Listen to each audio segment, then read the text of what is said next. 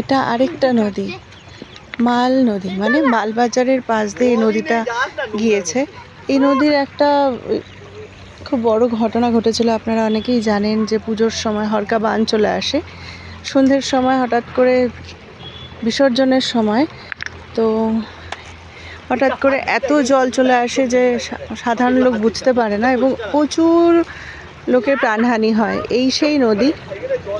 খুব খুব খুব খুব খুব খারাপ একটা ঘটনা ঘটেছিল, মালবাজারের লোক এখনও বোধহয় ভুলতে পারেনি, এবং যারা জানে ঘটনা তারাও বোধহয় এখনও ভুলতে পারেনি।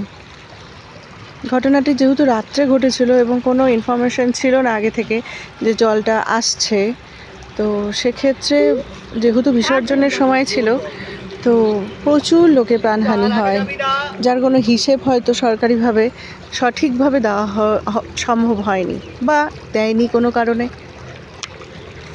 এই সেই মাল নদী।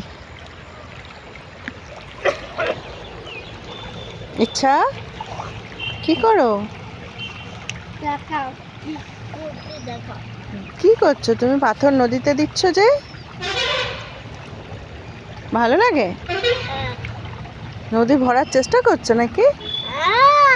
ও ও হচ্ছে এভাবে পাথর তুলে তুলে নদীতে দেয়, ভাবে কি জানি নদী যদি ভরতে পারে, ও যেখানেই নদীতে যায় ও তখনই পাথর দিতে থাকে। ছোট্ট মনের ছোট্ট ভাবনা এবং পবিত্র ভাবনা। চলো আবার আরেকদিন ট্রাই করবো নদী ভরার। হ্যাঁ, আজকেই ভরবে? নোংরা কিন্তু, জলে হাতটা ধুয়ে নেবে। হ্যাঁ।